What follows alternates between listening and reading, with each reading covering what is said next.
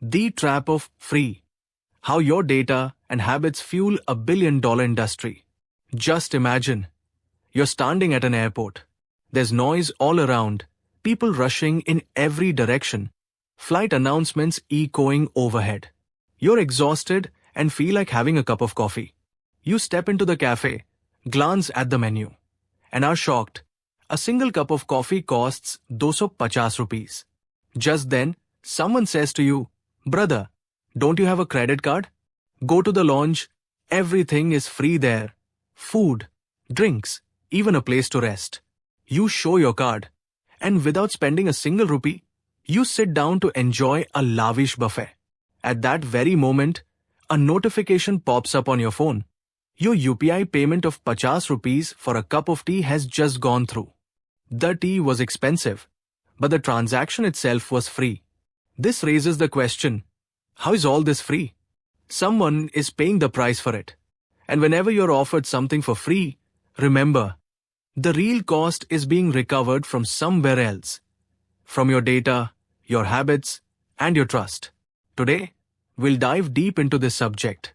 But before we begin, if you're new to our channel, don't forget to subscribe so that you're the first to get updates on all our new videos. So let's start today's discussion without any delay. UPI, Unified Payments Interface, today shines as the brightest star in India's digital financial framework. From a small village grocery shop to massive shopping malls, everywhere you go, just one QR scan transfers money directly into a bank account. No card, no cash, no hassle. It has become such an effortless part of our daily life that we hardly stop to think about the giant machinery working behind it. Banks, NPCI, mobile operators, servers, and cybersecurity systems all come together to ensure that every transaction is instant and secure. But this entire ecosystem costs billions of rupees to maintain. And the interesting part is, you're never directly charged for it. Here's where the real question arises. If a bank can charge you 200 rupees as a penalty for not maintaining the minimum balance, then why does it allow millions of UPI transactions to happen free of cost? The answer lies in government backing and subsidies. The dream of digital India can only succeed if every citizen begins transacting cashlessly.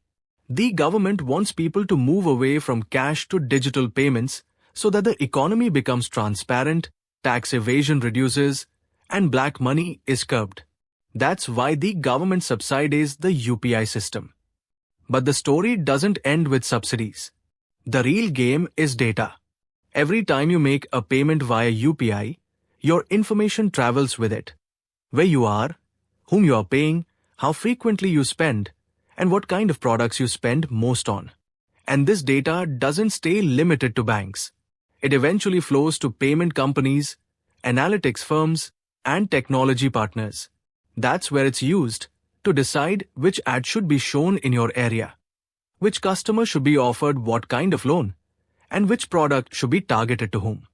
In other words, you may think you only made a 100 rupees payment, but in reality, you handed over thousands of rupees worth of personal data about yourself to someone else. That's why the world often says, if something is free, then you are the product. Facebook, Google, Instagram, all have adopted this model. They claim their platforms are free, but the real money comes from your data. Now, that very model has entered the world of banking and payments. UPI may be free, but its price is extracted from your spending habits. Take the example of airport lounges. Outside, you may have to pay 200 rupees just for a cup of tea. But inside the lounge, you get a full buffet dinner for free. There you'll find soft drinks, snacks, coffee, high-speed Wi-Fi, charging stations, comfortable sofas, and in some lounges, even showers and spas. You think this is the generosity of your bank.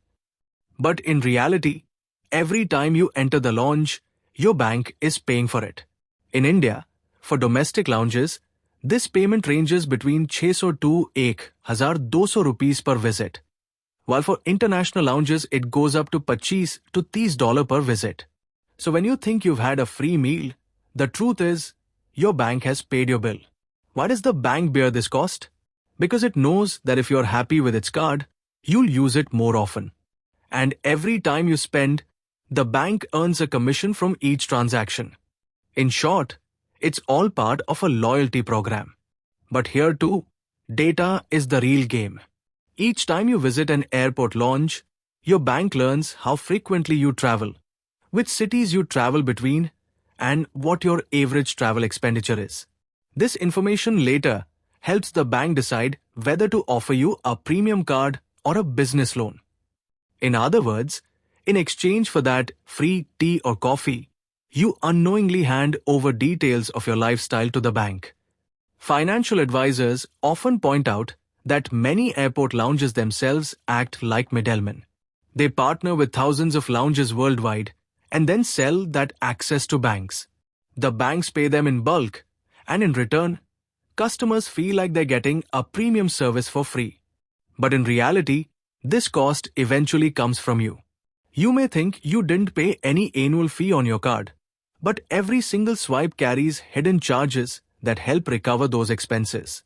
In the end, the price is paid directly or indirectly out of your own pocket. The story of UPI and lounges teaches us one simple truth.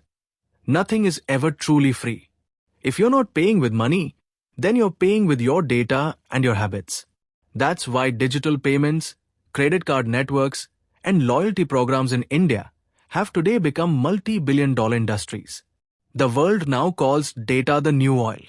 Just as oil transformed global politics and economies in the 20th century, data has taken up that role in the 𝐮𝐻𝐿. UPI and airport lounges are prime examples of this new data economy. You may think you only paid for a cup of tea, but that payment helped some company map out your future spending patterns. Many case studies show how dangerous it can be when free services lead to data leaks. Before Europe's GDPR law came into effect, several payment companies were selling customer data to advertisers. In India too, questions have been raised repeatedly about how securely payment companies handle customer data. This is why the government often emphasizes the need for stronger digital privacy laws. But for the everyday customer, this warning alone is enough. Whenever you see a free service, ask yourself, who is really paying for it? If you're eating for free in an airport lounge, chances are your bank account details and spending habits are being used somewhere. If you're making free UPI transactions, the cost is being borne by the government, the banks, and ultimately by your data. If our video has taught you something new, do not forget to like and share this video so that this information can reach others as well. Your likes and shares are a source of inspiration for us.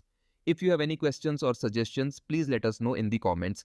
It will be our honor to answer your questions and listen to suggestions. And yes, if you like our content, subscribe to the channel and press the bell icon so that you stay connected with every new story. Thank you. GRT Business YouTube channel sources, news from various news agencies, opinion polls and other public sources. We try to ensure that every report and summary is accurate and verified, but we are not responsible for any dispute or error. Our aim is only to provide you with accurate information.